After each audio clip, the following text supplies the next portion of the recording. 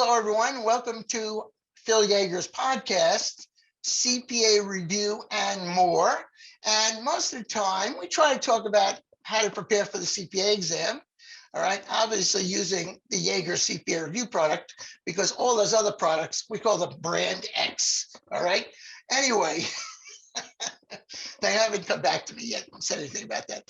Also, if you want to, I answer calls from CPA Review students, whether you're my student or not. And you can do this. You can call me directly, whether you're my student or not.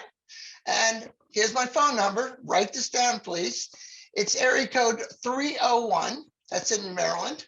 301-874-4900. And I'm at extension 5. And people are very surprised. They call me Saturday, Sunday, and they couldn't believe that I answer the phone on those weekdays and weeknights and weekends, whatever. All right. You can always get me. I want to help you pass the exam. Even if you're taking another course, I really do answer your questions. I also want to mention that, obviously, this is brought to you by the course that I started 40 some odd years ago called Yaeger, CPAReview.com. And actually, this gentleman just wrote to me because he wants to buy our books because he says he's looked at everyone else's books and they were not using the AICPA blueprints integrated in the books. And he thought that was very, very helpful. And I thank him for saying that to me. Also, one last thing. My wife has had Parkinson's for 6 years, unfortunately.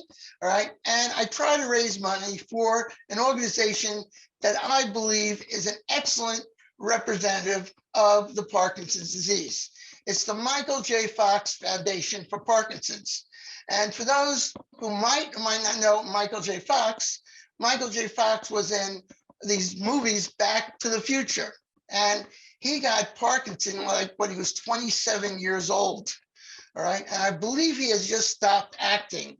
I think he's 60 now, but he stopped acting. All right. But he raises a lot of money for Parkinson's.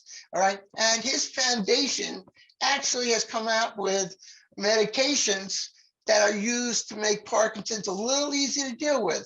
They're trying to find a cure. 5 years ago, they said they would have a cure in 5 years. Well, they still don't have a cure, but they actively do research. It's an excellent organization. There's also the Parkinson's Foundation, another good one, but I like Michael J. Fox. And if you can do this, go to Michael J. Fox Foundation and please send in anything you can, $1, $5, doesn't make any difference. I'm asking you to do that for me because what I do for every student is I give them information. All right. And there's no charge for these podcasts. So I just ask you, please make an attempt to donate whatever you can to the Michael J. Fox Foundation. It will be greatly appreciated by me, my wife, and other individuals who unfortunately have Parkinson's. So today's guest, and by the way, all right, it was so hard to get an appointment with this young lady. All right. I called her 10 months ago. All right. And she said, Phil, I'm sorry. I got an appointment, to be interviewed on Forbes. All right. You name it. All right. And she's also part of this elite group, 40 under 40. That means that they picked 40 people, right? Under the age of 40. Is that throughout the United States, Roslyn? Yes. All right. So she's a part of that 40 people. All right. And we'll talk about why they pick people 40 under 40. I have never been picked for anything. So I really respect her. I'd just like to get into maybe 30 people under 65. All right. But no one has actually said, Phil, we want to put you into that group. All right. I guess they look down at me and say, he's just scum. All right. I don't like to think of myself as that. I am CPA, not scum. All right. So anyway, we have here Roslyn Banks. She's not going to be talking about CPA review and how to prepare for the exam. All right. But Roslyn, all right, decided she didn't want to take the CPA exam. Nothing against her. I'm sure she could have taken it. She could have passed it and been a CPA. But she decided that she really enjoyed, correct me if I'm wrong, Roslyn, you really enjoyed doing tax returns, tax advice, all right? And she wanted to work and represent her clients before the Internal Revenue Service. So instead of being a CPA, you can have that capability by getting another exam called the Enrolled Agent, an EA. And by the way, I've looked at that. I think some of their questions are harder in taxes than they are in the CPA. I have to honestly tell you that. All right. I don't know what percentage of people pass the Enrolled Agent. All right. Do you know what percentage pass? I don't remember. It's years ago when I got licensed, but I don't remember the percentage rate. Now, how many people, do you know how many people take that exam? I don't, unfortunately, I don't know a lot of the statistics. It's not a popular designation. Well, it's no, I'm getting the idea from what I read about it is that more people going towards that instead of the CPA. Because, you know, with the CPA, you have to have a 5th year of education. The starting salaries aren't as great as other business areas like IT. So people are not taking the CPA exam as much. In fact, the number of people has dropped and keeps dropping. All right. But a lot of people are taking the Enrolled Agent. I think the number of people is increasing because it is, I don't know if you call it certification. All right. Is it a certification, more or less? A license. It's a license to practice. All right, what can you do with Enrolled Agent? What do you do with that? So the technical term that what the IRS makes us say is licensed or admitted to practice before the Internal Revenue Service. So we do also follow Circular 230. We're bound to that ethically, the same as a tax accountant or a CPA. We just have federal jurisdiction. So I'm not limited to a certain state. I can represent international, before the Internal Revenue Service, even for New York. Like, New York is one of those states that you have to be specifically registered for, but they recognize our designation and they don't make us register individually. So I thought that was pretty cool. So you can represent clients before the tax courts, is that correct? I think we technically can, if we wanted to do, and representation could be, preparing compliance, preparing things, or actually physically, litigating, which I'm not a litigator. Not a litigator. All right. What would you like to be a litigator? I mean, you just have no interest? No, well, so there's the thing called the LSAT that I just did not want to take after law school admission test. No, we have enough attorneys. Don't you agree? I let the attorneys do what they do. Yeah, we don't want any more attorneys. God, they're just, who knows what they are. I can think of all different names, but that would be unprofessional. All right, so, and I'm not an unprofessional guy. But anyway, a number of people who are actually going to law school has dropped, okay? Because there just aren't jobs for attorneys the way they used to be. All right, so the Enrolled Agent, I think you can practice before the tax courts if you wanted to, or especially represent a client before the Internal Revenue Service. All right, if they're summoned for an audit or something, you can represent them, right? Absolutely. I can get power of attorney and speak and negotiate on their behalf. So that's the most important thing for most people to know. Most people won't go to tax court, but the power of attorney, I could act as that. How many years have you been an Enrolled Agent? Oh, goodness. So I got licensed. I went through the grad school program, and that's when I made that decision. Do I want to sit for the CPA track, which was 4 parts of just all things accounting, versus I want to sit for an exam that's going to be 3 parts, all tax. And so I took the tax track when I was working on my master's degree in accounting, and then had a season as a manager of a retail tax boutique. And then I sat for the exam that same summer and just went straight through and passed all 3 parts. With the Enrolled Agent, I'm just curious if you have your own practice, okay? You have your own practice on the Enrolled Agent. Okay. So, how many clients approximately do tax returns a year? Do you know that? Yeah, so I sign about 50 to 60 returns a year. I'm kind of expanding my services and working with other financial advisors and people that already have clients that just really need the tax advice. And then I also do a little bit of work for nonprofit organizations. So you don't really prepare the tax returns, or you act as a consultant to other enrolled agents? Oh, no, I prepare and sign. I prefer to work with individuals and prepare and sign those, and just kind of become their lifetime advisor for all things financial. Usually I'll do like the family return. So if they're, have a kid in college or older kid, I'll do the return, or if they have a business and then their family individual return, or they need consulting. So I'll do that. Now, not being materialistic, okay? All right. Can you make a real good living as an enrolled agent doing what you do? Absolutely. We're subject matter experts. So, you could work for the IRS. A lot of people that I'm in these professional organizations with are retired revenue officers. Some of them have both designations as an EA and a CPA, and they said they make more money off the representation for the tax business. So it is a very lucrative business. I'm sure everyone's heard the jingles on the radio with all the tax resolution people that help you resolve IRS tax debt, because that's what most people are afraid of, death and taxes, and most people are afraid of the IRS. Oh, yeah. I see this ad with this New Yorker. He's a New Yorker, older gentleman. I don't know what his name is, but he will represent you and reduce the fee, the fines and penalties against. Okay.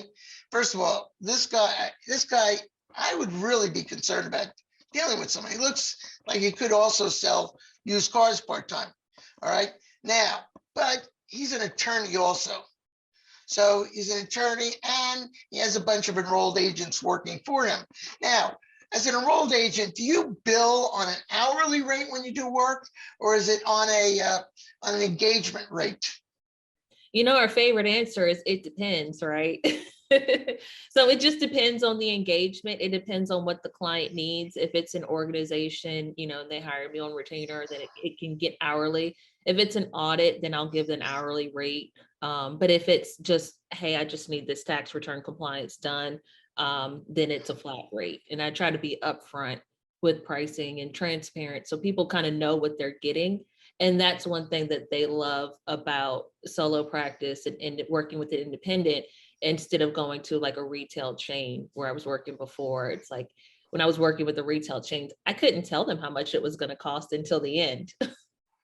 Yeah, but a lot of the people, do they not, when they come sort of, do you get a lot of people still interviewing you to do their work?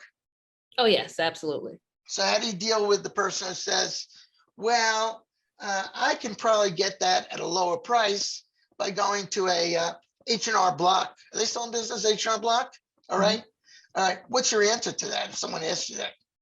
Oh, they're more than welcome to, what I do, the level of service that they get having a dedicated person versus going to a seasonal office is totally different. So the level of clientele that seek me out, they're not price shopping. They want quality. They usually been burned. A lot of them say, okay, I'm tired of screwing it up on TurboTax, or, the spouse, is tired of the spouse screwing it up on TurboTax, or they've gotten one too many letters from the IRS.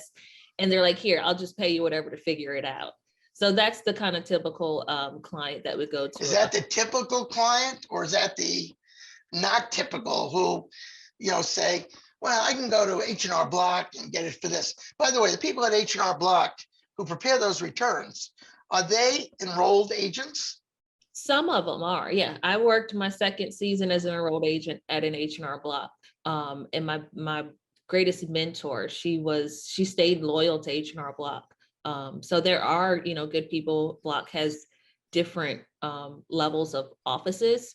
So they have like in the cities, they have, the nicer offices that usually have enrolled agents to do business that aren't going to be like the storefront that serve retail. So, the tax business is very kind of diversified, but also kind of divided a little bit. So if you are, you just have a W-2, then the retail may work and you're price sensitive. The retail works best for you because you're just in and out and you're easy peasy. But for my typical client, they have a little bit more complexity. They want more of the planning. They want the year-round support. So then that's when they're shopping for an EA or a CPA or someone that's licensed. Yeah, because in H&R Block, they're not open all year, are they? I mean, they're basically seasonal, aren't they? Some offices are seasonal. And then, so for example, I was a military spouse. So in a military community, they'll have maybe 10 offices all around the city. And then they'll have one main office that is year-round support with limited staff. So you can, and I don't know how the other chains work, but you can possibly get year-round support with the big firms.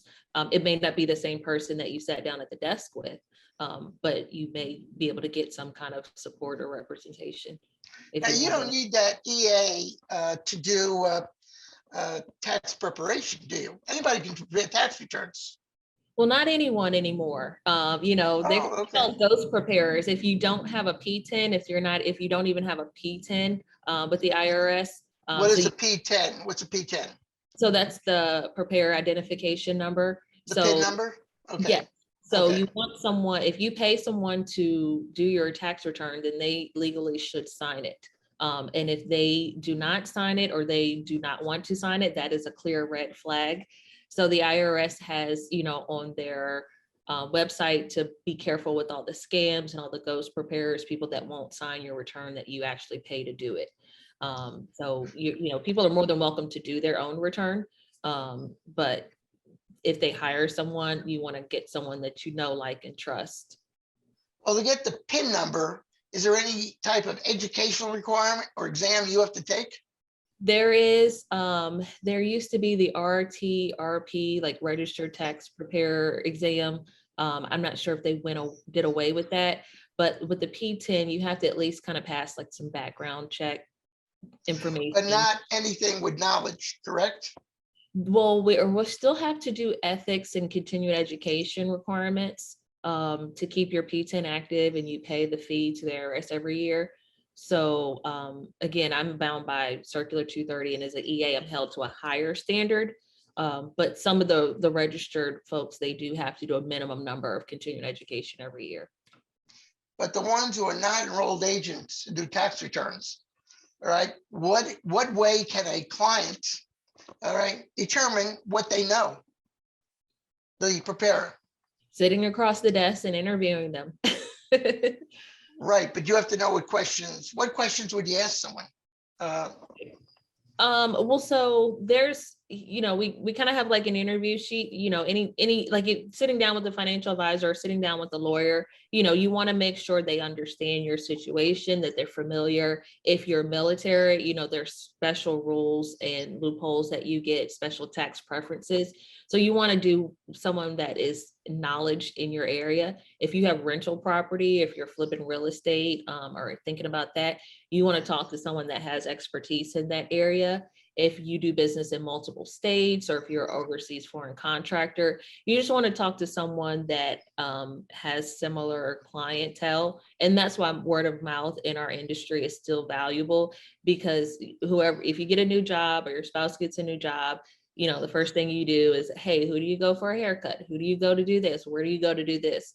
So you're going to find, once you kind of get established and licensed and start practicing in an area, you'll find referrals will naturally attract you depending on your clientele. And then, based on what you like doing, you can always become a subject matter expert in that area and do more continued education in that area. So whether it is, depreciation and rental properties, or Schedule F and farming, whatever, you want to build your practice around. And that's why I think a lot of EAs and tax pros are kind of niching out because they can charge higher and be more of a specialty than just being generic, like, oh, we'll just take anyone that walks in the door.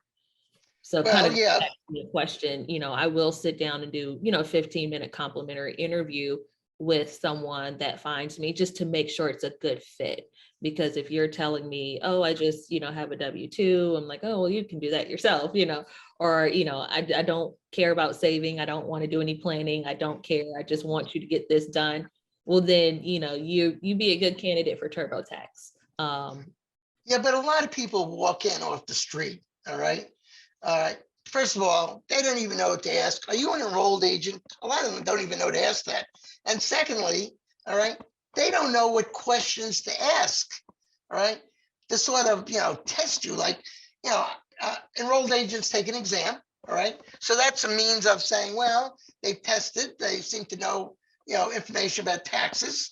All right. CPAs, obviously, regulation part has taxes. All right. So I think you can more or less, as a person having their work prepared by someone, you can say, well, that person probably knows what they're talking about. But how many people who are not accountants, CPAs, go in to have their tax return prepared?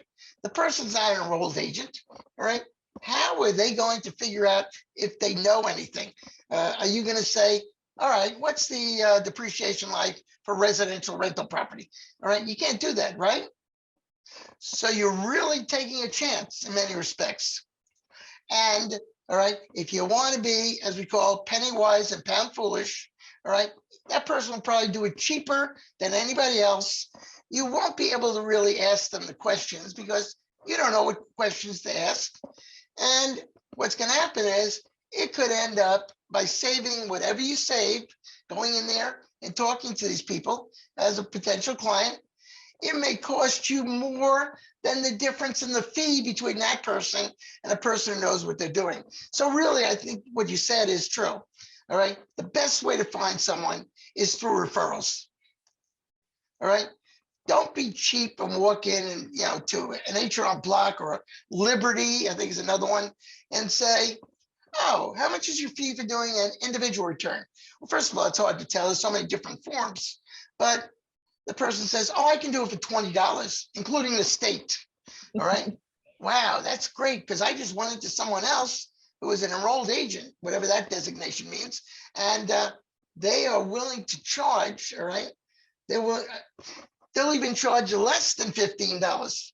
Did I say that right? Let me go back here. You go into an office, all right? The person is not an enrolled agent. They don't know what they're doing, but they say, oh, we can do you federal and state for $15. Now, the other person who's an enrolled agent has experience with this, the type, if you have a lot of rental properties, you want to deal with someone who understands rental properties, depreciation, okay? That person says, well, I have to charge $75. All right, the person wants to save $60, but does not realize, and I don't know how they would realize this unless they're educated in some way by, the commercials on TV don't really tell you anything. All right. But I would say, don't go shopping around. All right. You want to have your return done correctly so you don't have aggravation with the Internal Revenue Service is to do what? All right. Get referrals the best way. All right. Even if they're CPAs, still get referrals because you know that probably if that preparer makes a mistake, it's going to cost you more than the difference. It's called aggravation, right? Absolutely. I agree. Yeah. Well, all right, continue on here. Let's talk about, I have your biography here. By the way, it's very, very nice typing, if I might say. You did a nice job. No problem. You were raised on a large family farm in rural northern neck of Virginia. Where is rural northern neck? The northern neck of Virginia is a very secret, special place. It's easier. Just like CIA. Yeah, Does the CIA have an office there? Is that what you're saying? Well, I wouldn't be able to tell you that, Phil. Yeah, then you'd have to kill me. All right, but anyway, all right. So, what's unique about this place? It's a waterfront community. It's a farming, fishing, forestry town is how I introduce it in my children's book. So it's where I was born and raised. And it's just one of those small town, wholesome places that is near and dear to my heart. It's funny because we get a lot of people from Northern Virginia and DC that will come down and be weekenders. We get some people that were born here that come back or stay here. So it's a fun place. I really enjoy it. To go down there, what's down there for recreation purposes? Any rivers or what do you have? Oh yeah, the Chesapeake Bay. So in the Potomac very River. nice. So I'm closer to you via boat than I am via car. So to get to you, I would have to go up 301 and Route 3 and 301 and go across the bridge. Right. But if I were to just hop in my little boat, my little yacht. You have a boat? No, I don't. But I'm just saying, if I were to hop in a yacht, it'd be Oh, quicker. now it's a yacht. I'm sorry. Right. Yeah. But it is a waterfront community. There's the big fish factory here that distributes products all across the country. And it's not really a barge here, with like a big import area. That's more of Norfolk or Baltimore, but it's a small rural community. What attracts people there? The boating, what else? The food, fresh seafood. Good fresh seafood, huh? Yeah, What's your the favorite? land. Crabs? You love crabs? Oh yeah, blue crabs, of course. Yeah, I don't know is that the right word? The number of blue crabs, is it down compared to prior years? Yes, they've been really hard to find the last couple of years, and the prices just went through the roof. So, when the weather is really cold or when it's really rainy, they're harder to get. You won't be able to come by them. But in the nicer months, when the weather's nice, usually there'll be a lot of vendors that have them. When I moved from New York, New Jersey I first lived in Crofton, Maryland, all right, Anne Arundel County. And there was a place called Chop Tank. That was a crab place. And we never had crabs. I mean, we didn't know how to open them, that type of thing. But back then, they were 35 cents a piece for jumbo large crabs, all right? Now, for those who don't know anything about crabs, all right, that sounds, wow, 35 cents, that's all? Yeah, but there's that differential between large, medium, whatever, female, male, all right? But that was so inexpensive. Today, all right, I think it's more expensive to eat crabs than to eat lobster. Am I correct? Probably, yeah, that's about right. Yeah. So, but you love crabs. Oh yes, absolutely. Okay. And you worked, all right, did you have a farm down there also? So I was born on a family farm. Tell us And what a family farm is. Is that where we envision you pushing the whatever it's called? All right, getting the dirt up. What did you plant and grow in a family farm? So I'm a fifth generation farmer, family farm. We all kind of worked and did our part in the operations and kind of put ourselves through school and kind of give back and help. My parents, my brother and my dad primarily run the farming operations, but we're actually row crop farmers. So we grow corn, wheat, soybeans, canola, rapeseed. So we think like the big John Deere tractors when you think about us. Oh yeah. Now, how many years ago was the farm started? Who is the oldest relative that you can go back to? My great grandfather, the Reverend Robert Haney, he was the first freed slave to own land in Northumberland County. So I'm not sure, I don't think it's in my bio, but National Geographic just picked us up and aired us on the Breaking Bobby Bones show. And they went back and my brother taught The Breaking Bobby Jones show. Breaking Bobby Bones. Bobby Bones, he's a Who's big. Breaking Bobby Bones? Who is he? So Bobby Bones is a big radio guy out in Nashville, Tennessee. And so National Geographic gave him his brand new series. And so it aired July 4th of last year. And so we were one of the featured people, and they did great things while he was here, but it was a really great series on the history of farming, how it used to go back to this single row picker. And then now we use John Deere tractors and drones and carts to do a lot of the farming. Now, this farm was started, how many years ago was it? Your first family farm, first family who was farming? I guess about 100, it's like 136 years ago. Wow, okay. And were your relatives at that point, were they freed slaves or was it still? My grandfather was the first freed Black slave to own land, my great grandfather. So he was enslaved here in Northumberland County. And then when they were freed, he was able to purchase land. And then my family just kept, Now, was that the Emancipation Proclamation signed by Lincoln was about what, 1865, around there, 1861, I think it was. All right, but is that what the freedom of your family as was a result of Lincoln's Emancipation Proclamation? I think so, yes. It's being here in Virginia, it was closer to that.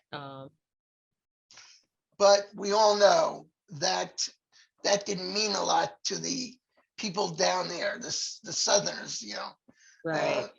from, and they still felt slaves were slaves, And I love history. I love any history because my daughter lives in Urbana, Maryland, Frederick, and she's there near the Monocacy River. All right, and they have they have battlegrounds of that. And that, by the way, that's very interesting to go. I mean, I just like history, like to hear about it. And I think it's fascinating, but I can't imagine, I guess, can you imagine what it was like to supposedly be free, but still treated as being a slave? How much, I'm trying to think of the word, how much research did you do on your family? A lot. So we've actually had a lot of cases of racial discrimination, and me working in the family farm witnessed it firsthand. My father has testified against the USDA and Congress. That's interesting. Like that. So yeah, we have deep roots in farming and advocating for farmers of all backgrounds. So yeah, that is a big part of my history. It's kind of how I got into business and taxes, working in the family business, doing a lot of the bookkeeping and reporting. It kind of made me definitely want to focus in on the financial features of, just kind of wealth and well-being. So the farm is still there, correct? Yes, alive and well. Alive and well, that's good. And who works it exactly? Is it still profit making, or what is it? Oh yeah, we currently farm over 5,000 acres. We've Wow. expanded to Virginia and Arkansas and a little bit in the South. So How many relatives share in the, is this a profitable farm or is it losing money? absolutely. I mean, it's how we make our living. So it's a lot of what we do is supporting and helping other farmers and get started so that the family farm doesn't go away. There's corporate farms and corporate, but farming is still a family legacy. A lot of people are wanting to get back into it because of the health reasons. A lot of these organic people want to, get into gardening, and it starts with there, and then they start on a larger scale. We see a lot of farmers markets pop up, especially here in this area, the rural area, where people will grow their own produce or, things in their backyard and then share it with their community. So while it's not as wide scale as row crop farming, our stuff goes on a barge and goes overseas and goes a little bit everywhere. It's a commodity. It's not, the produce that people eat at the farmer's market, but our products are in peanut butter. Our products are in wheat. Our products are, go feed the chickens on the Eastern Shore that people go buy at Purdue. So what are you doing at the farm? Are you doing the financial stuff? I do this with the financial operations. Yes. All right. So you had to learn farm accounting, or you knew it a long time? I did learn, like it's kind of like a little bit of real estate and metrics and conversions, the acreage reports, the crop yields, working with the farm insurance and crop insurance and yield reporting and USDA reporting. So it is kind of a own little beast in itself. Not a lot of people do Schedule F farming. When you think of taxes, you think of depreciating cows and horses and Right. things like that. So not a lot of people do it, but it is a very lucrative business. I remember I was living in New York, New Jersey, when they first asked farm accounting on the CPA exam. All right. Now, honestly, I didn't know the rules that much. I mean, I was born in Flushing, New York.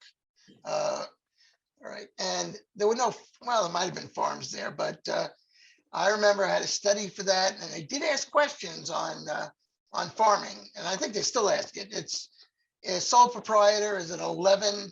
What's the form number? Schedule F. Schedule F, I'm sorry, supporting schedule to the 1040, right? Yes. And they can be a corporation, right? And file a schedule 1120. 1120S or C, yes. Can they be LLCs? Oh, yeah. So the taxes is probably as important as running the farm itself, isn't it? More important, cash flow is everything to a farmer. Do you give talks on farm accounting to anybody?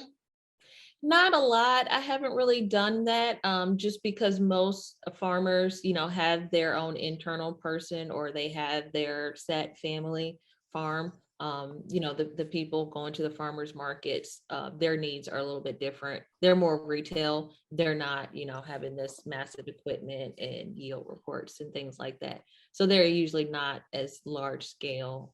If they are, you can't solo, I'm a solo practice accountant. You can't solo farm. There's no such thing. It really does take a village to support a farm and feed America. Do you do financial planning for farmers? Not specifically for my family farm. Yes, I like But to do. other farms? No, I don't really have a lot of farm clients. Just the family farm is enough for me. Just kind of because it's year round and we're in so many different businesses, and there's so many different reporting. But cash flow and projections are going to be everything. Understanding the insurance, understanding payments, and the timing of everything. So that is definitely a lucrative, business. You can direct some of your students to niche down into that because it's needed. The thing is, are you actually more of a consultant than a financial planner is a consultant, correct? All right. Correct. Yeah. So When I think of financial planner, you think like a licensed retirement. CFP or something like that. You don't get involved in that. No, I don't recommend investment. I don't do investment advice. So what do you do for financial planning then?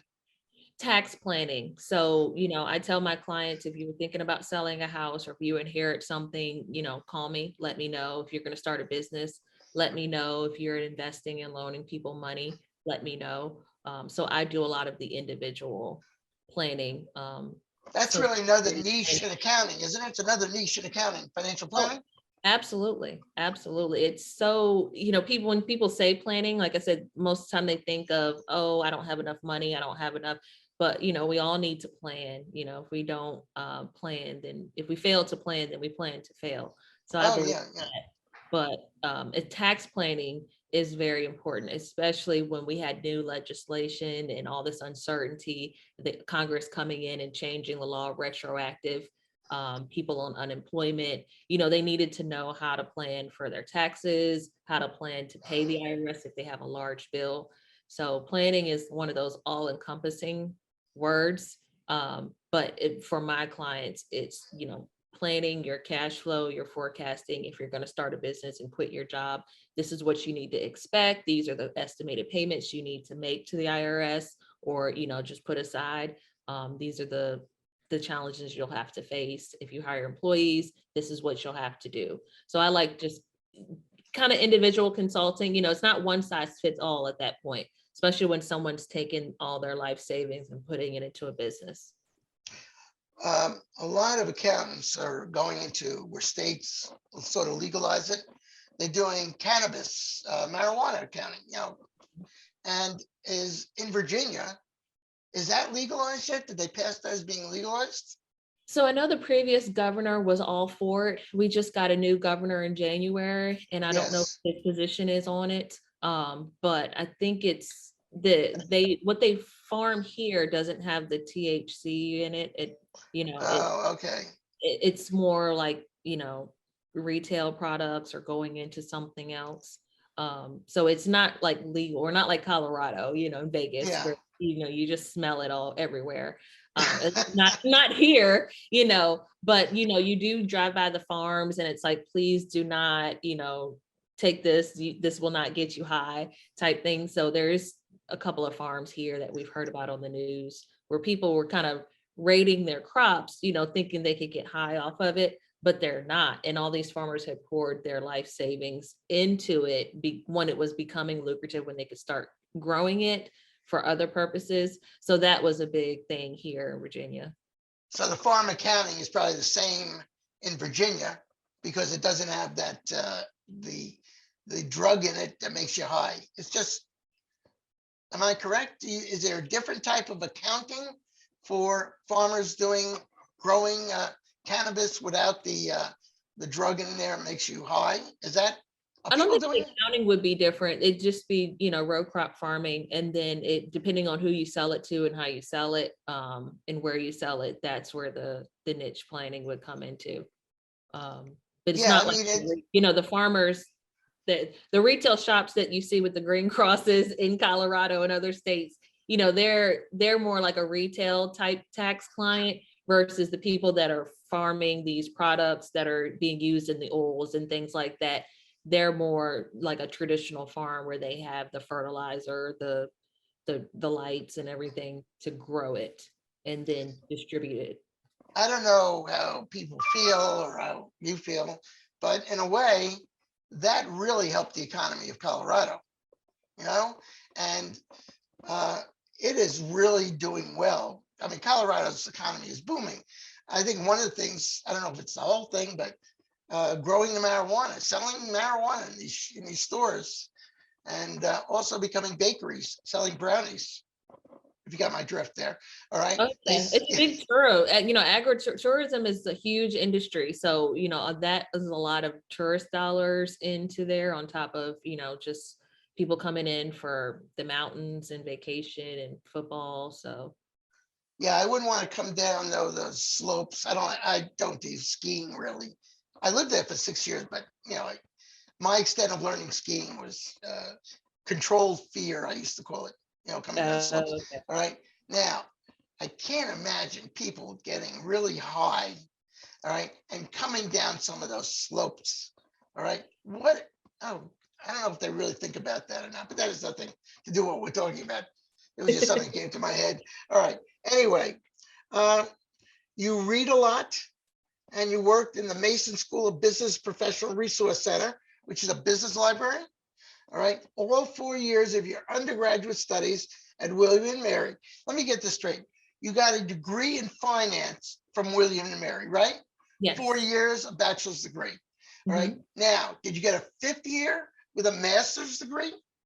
No, I did my master's degree separately. So straight after college, I went into work for one of the largest retail banks. I worked for Let me Wells. go back here. Where did you go first? I went to work for Wells Fargo to get like that Yeah, but I'm experience. saying your education started where? Oh, And what? education at William and Mary. Yes. So 4 All right. years in finance at William and Mary. And where'd you go after that as far as education?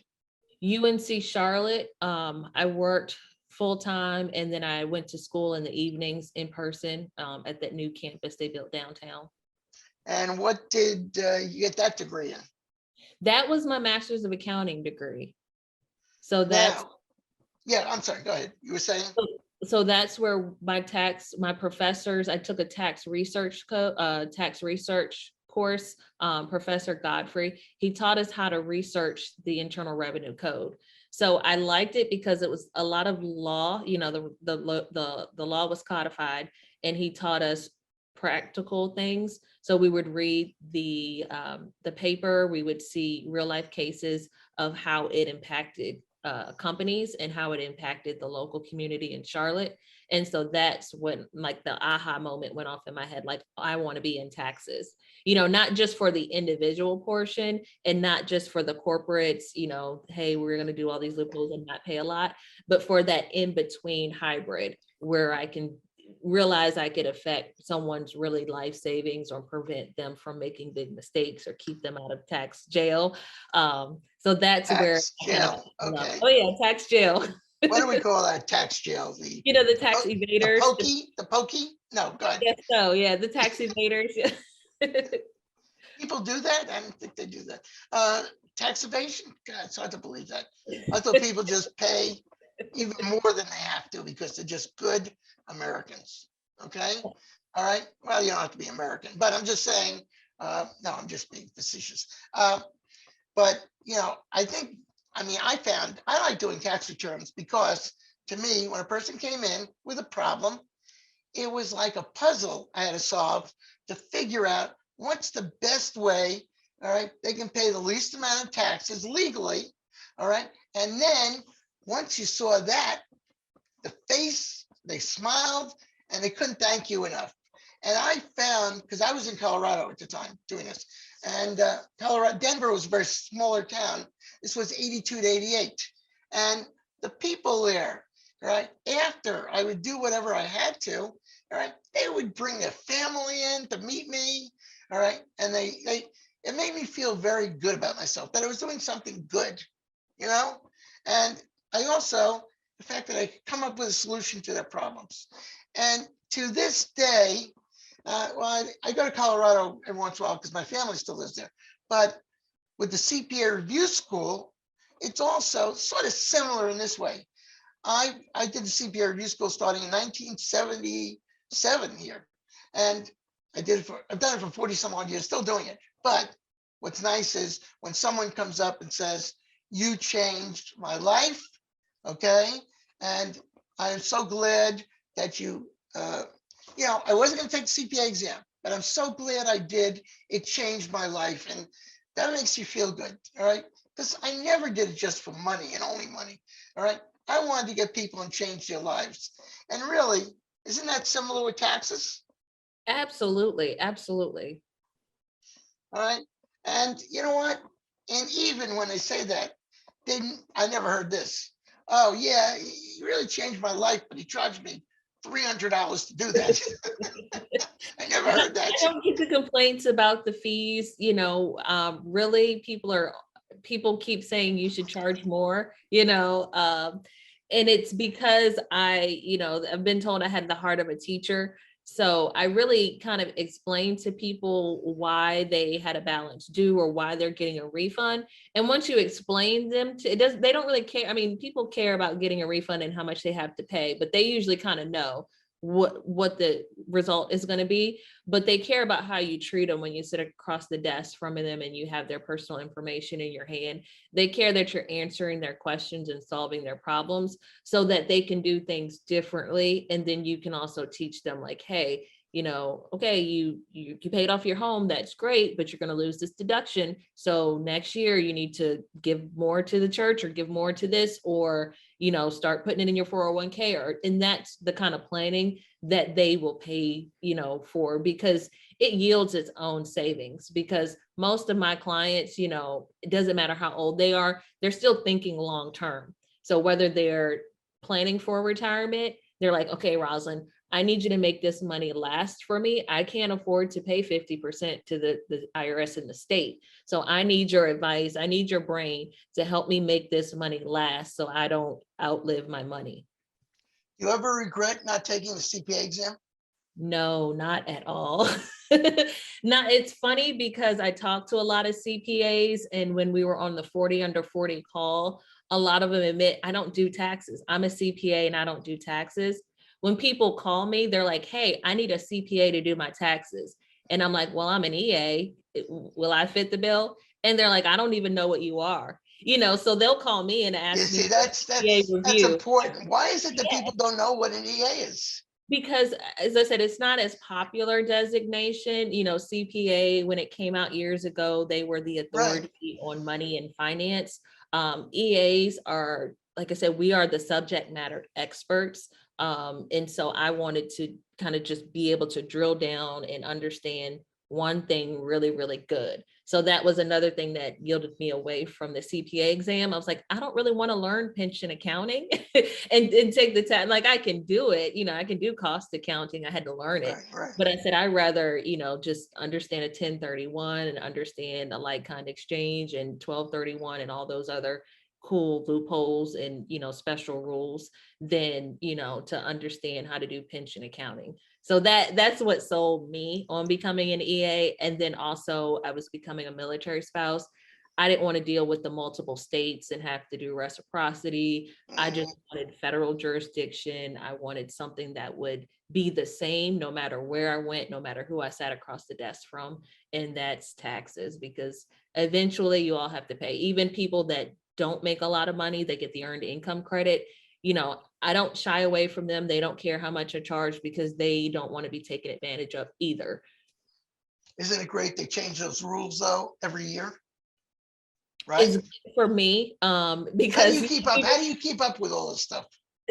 well, continuing education. I can't stress the importance of the associations. I found two really good associations that I love, that I'm a member of, and just the people.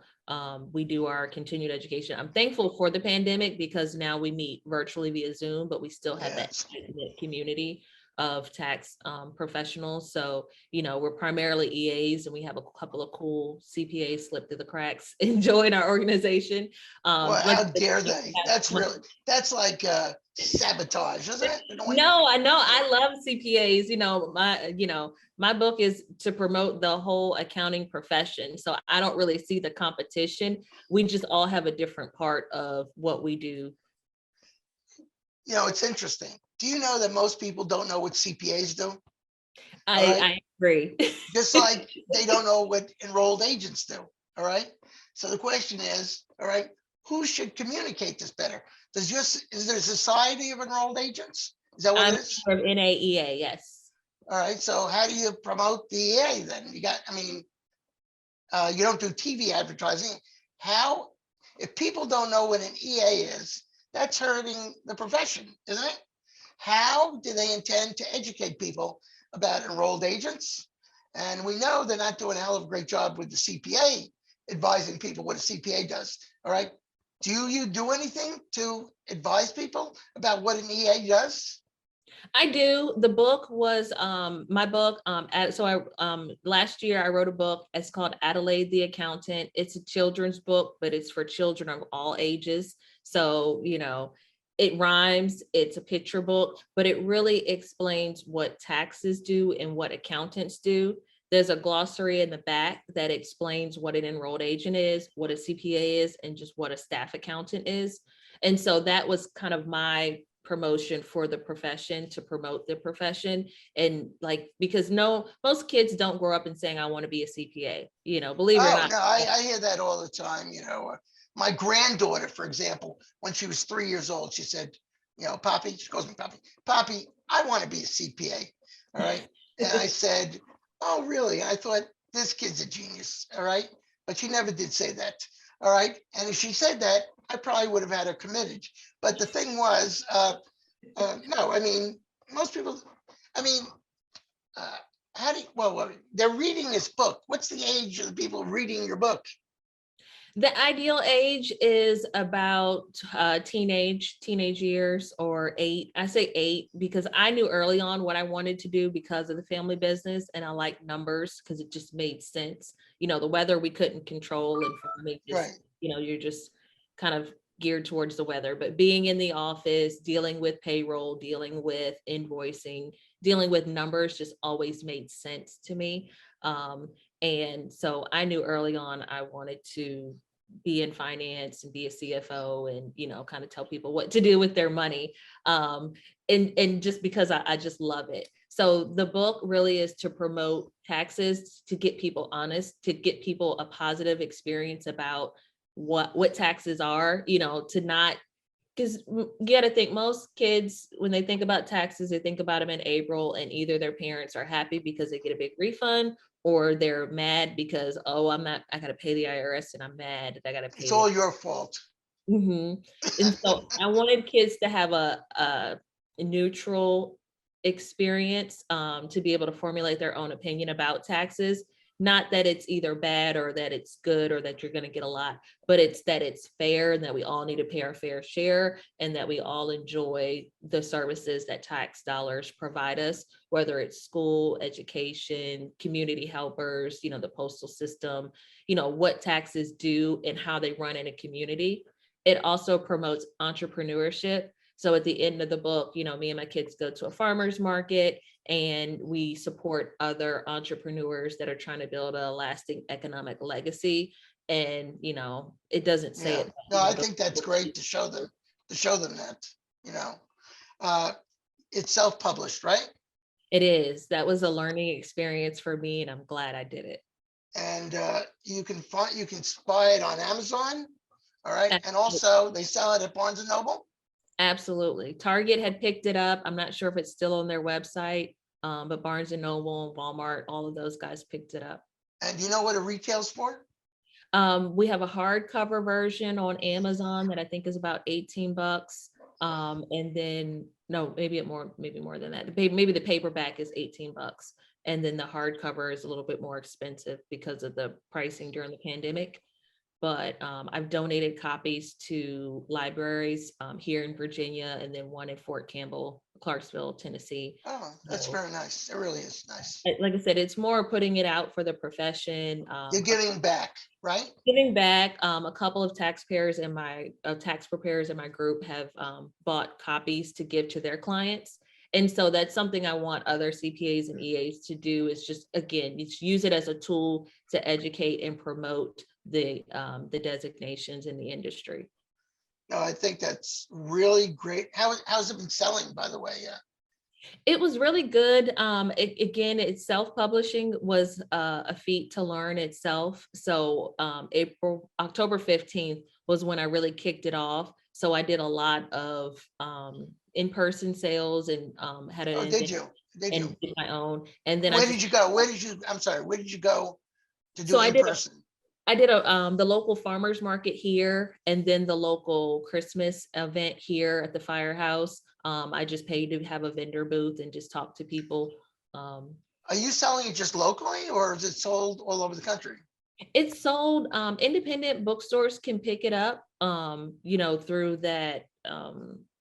I've given copies and put some on consignment at some local bookstores because I'm a solo practitioner. I don't have that manpower and marketing dollars to put behind it. So a lot of it has been word of mouth and flyers, social media, Instagram ads, LinkedIn. So it's done really well. The feedback, because it's self-published, the feedback that I get directly is very meaningful. When even another accountant, she told me she read it to her teenage son, and she was like, he learned things from the book that I had told him, but it clicked a little bit different.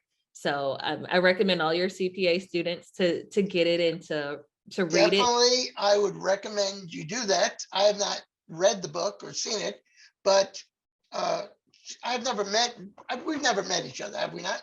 Right? No, not in person, yeah, no. But I can usually, after a few minutes, tell what the person is like. And you are a very giving person. You give back to the profession. All right. It says here you have two princess daughters. Okay. All right. Are they on the 40 under 40 group? Okay. Oh, you got the book. Oh, this is nice. They are probably under 10. So I don't know. Who did the drawing and everything? Who did that? So the illustrator is in, this is the farmer's market page, but the illustrator, she's in Canada, and I found her with word of mouth through my editor. And it just kind of clicked. I kind of knew the narrative and put it all together. Yeah, no, it's very professional. Yeah, it's a picture book. So there's the glossary in the back that kind of breaks down a lot of things. So it's 32 pages. It's short and sweet. Are you going to put anything about me in the back now? I met Phil Yaeger, and he's just a nice well, he has no face, but he has. People keep asking, is there going to be a sequel?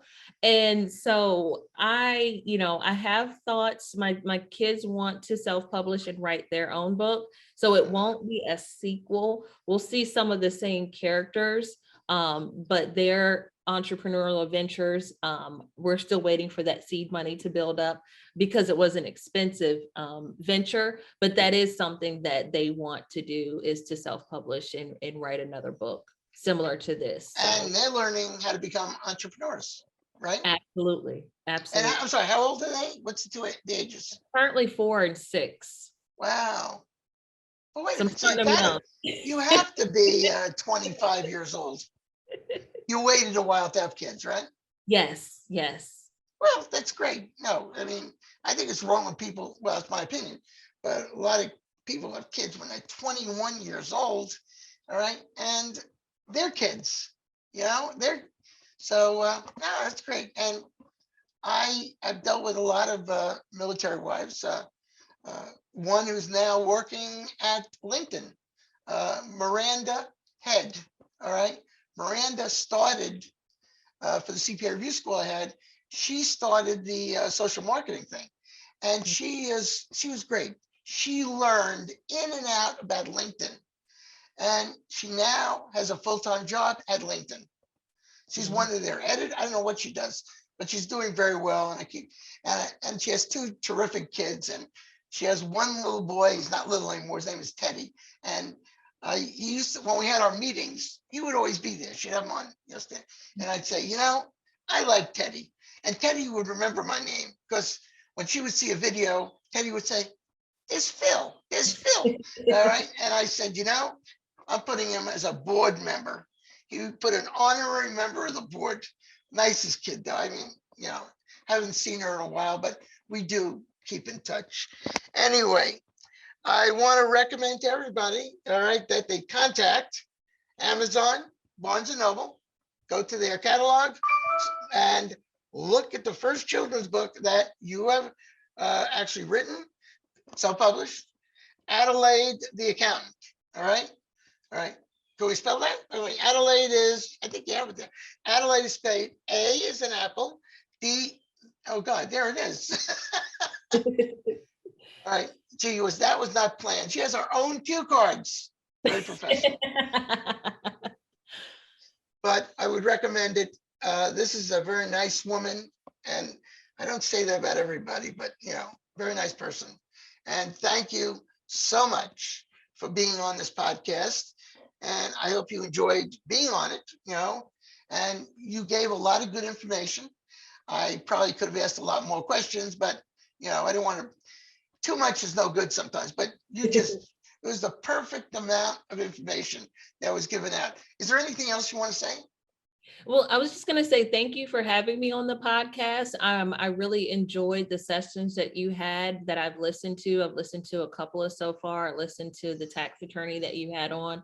So I'm glad I didn't get to bore people with a bunch of numbers and figures. If they want any of that numbers, like what's my standard deduction, they can definitely check out my website, AdelaideRoseTax.com.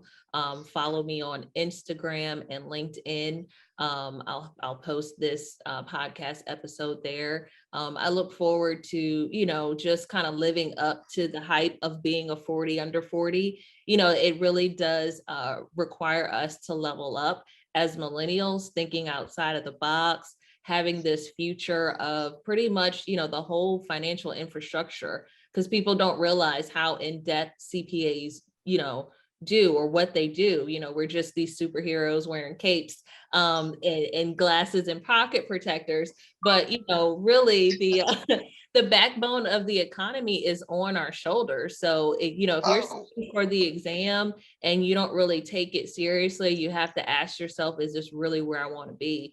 Because there's a lot of responsibility that goes into being someone's fiduciary, to doing someone's tax return, even though you may think it may be beneath you or that it's easy or that it's trivial. It's not. Anytime you're handling someone's personal financial information, it's very personal. It's a lot of responsibility. It's a privilege that I don't take lightly.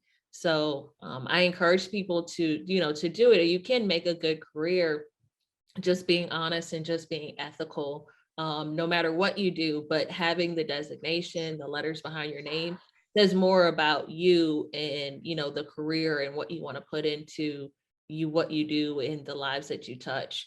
So yeah, I definitely recommend get a CPA designation, get an EA, be an NTPI fellow. All of those letters behind your name mean something. And so I do encourage and challenge, actually, I challenge the next generation to level up, to take the exams and to take the continuing education seriously, because the financial system, as we've seen during the pandemic, when it shuts down or when it stops or there's bad apples, then it really does do more harm than it does good. And actually, accountants, a lot of people changed what they were doing, and they went into these PPP loans, how to fill out the paperwork. And I spoke to a few people. They changed their practice totally. All right. So there's always a niche to go into as an accountant. So Anyway, I want you to take care of yourself, Roslyn, and be well. And I wish the same to your family. And if you do ever get up to DC, I will take you to lunch any place you want to go. All right. You have my phone number. I think you do have my phone number. All right. But if you don't, you can call me. All right. And love to meet you. All right. Okay. And by the way, it's okay with my wife. Right, Bun? What did I say?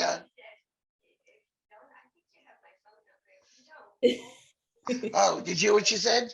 I said, if you don't have my phone number, call me. Is that what I said? All right. It must have been that cannabis I was talking about. All right. But anyway. No, I look forward to meeting you in person, you and your wife. I look forward to, more interviews and more podcasts and more. Anytime you want to come on, just let me know. Okay. I try to do updates. Annual People. An annual thing. Okay. Yeah, like same time next year, right? Absolutely. Absolutely. Take care. I'll may or may not have on the same polo. All right. Well, if you get one that fits, I'd love to wear that, but maybe not in pink. I like pink anyway. All right. But anyway, ladies and gentlemen, I want to thank you for listening. Every Tuesday, we have a new topic every Tuesday. And I think what makes this podcast different is it really is a true discussion. We don't set this up in advance. And people have told me they like it. It's actually fun to listen to. All right. I think that's before they smoke the cannabis. But anyway, all right, please, you have any suggestions? Send them to me. All right. And I will try to get a guest on that area. All right. So I wish you all well. And I think the most important thing we have to remember is we've just gone through at least 2 years of a terrible pandemic. Doesn't seem to be ending though, but please, what I'm finding is people are not nice to each other. They become more rude, crude, name it what it is. Please be nice to each other, all right? Because all we have is each other, right?